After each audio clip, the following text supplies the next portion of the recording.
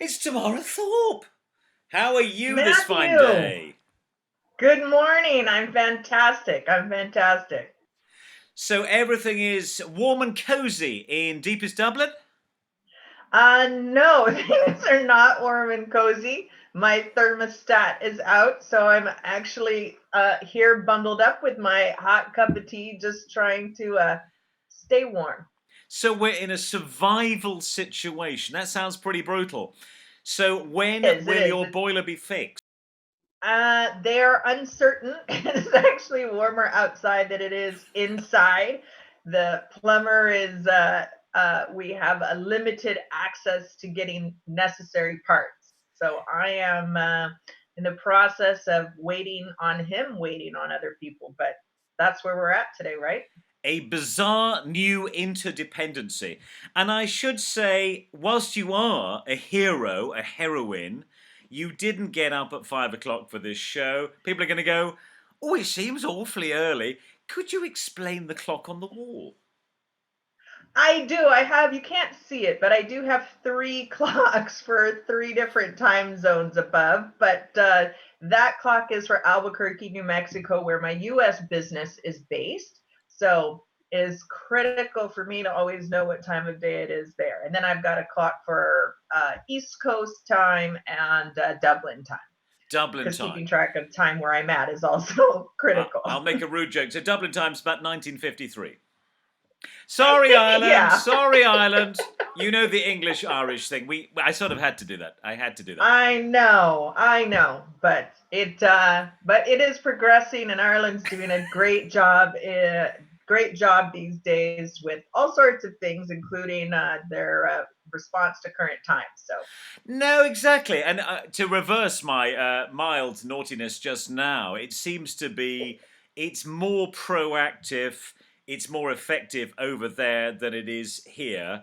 I saw the yeah, right-wing newspaper, The Telegraph, destroying the government this morning, which that hasn't happened in 3 years. So, yeah, yeah, interesting times. Interesting yeah. times. I think it is, and I think I don't know, it may be the result of us actually not having a government in place, but but I also think it's part of the Irish culture around resiliency and collectiveness and that kind of neighborly attitude, that there is Yeah. a very strong sense of being in this together and everybody really supporting each other. Uh, and I most definitely different than what we're seeing in my home country in the US, where individualism is tried and true. Crazy time. Probably we won't get into that now because I mean that's a whole thing. That is a A whole thing. Scary whole times. other show. Scary times. Scary times. Okay, let's move on. If we can put your reporter hat on, you're running a global business, or at least a two-center business, a two-country business. You've been having conversations. What have you been thinking or hearing? What's happening? I'm hearing a lot from my network and from my community and from my clients. And what I'm finding are really three things. One, people are struggling with just sort of the logistics of transitioning to working from home, right? So they now have a lack of schedule and structure for their own work, a lack of supervision, and then in many cases, they're also working from home with their partners, with their children. And this sort of management of all of that is really new. I'm also hearing from people that just the idea of doing work and doing their business online Yeah. is really a challenge, because people are so used to in person and face to face interaction. So there is a sense of, well, how do we actually do what we do in a virtual environment? And then of course I have clients who have already lost their jobs, Yeah. Yeah. Yeah. who are entrepreneurs and losing business, who are really trying to figure out, how do I manage and transition during this time of uncertainty? A lot going on. So obviously you put your feelers out there, and there's a mixture of things coming back.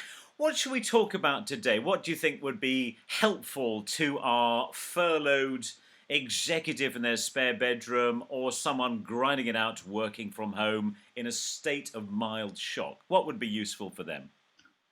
I think it might be helpful just for us to talk a little bit about um, client engagement online. Yeah. What does it actually mean to do business online and connect with clients, um, and how to kind of foster that engagement in a virtual space?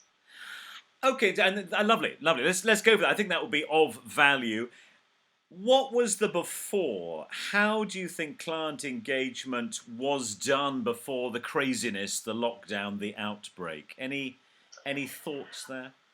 Yeah, I think all the way from, the yoga studio to the boardroom, people have been used to inviting people over to organizing face-to-face events and meetings. And now people are struggling. How do I teach my yoga? How do I teach dance? How do I have my training? How do we get, important decisions made? Because people are really used to doing this in a face-to-face environment. So we've had all of that, exactly, and we never thought about it, did we? You never thought the cafe would ever close. And you mentioned yoga; they seem to be the most agile. Do you see what I did there? Yeah, yeah, In They were the first to take up with Zoom. Extraordinary, extraordinary. So yeah, what? Yeah. yeah. So And I what do you? think Yeah. for me, years ago, I made this transition. I actually, years ago, I lived in Canada, and I built a business. What I think is kind of the old-fashioned way, right? You go out and you meet people, you go to events, you shake hands, you have face-to-face meetings with people.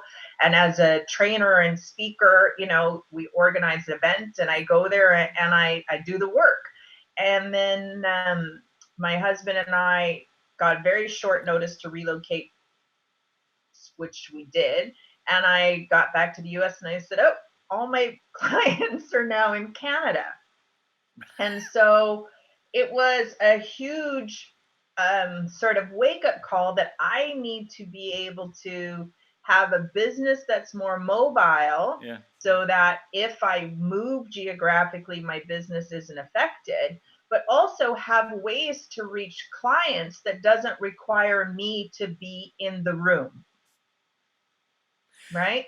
And that became sort of this process for me to find a way to figure out how can I do what I do if what I do is speaking and training and Yeah. coaching in a virtual space.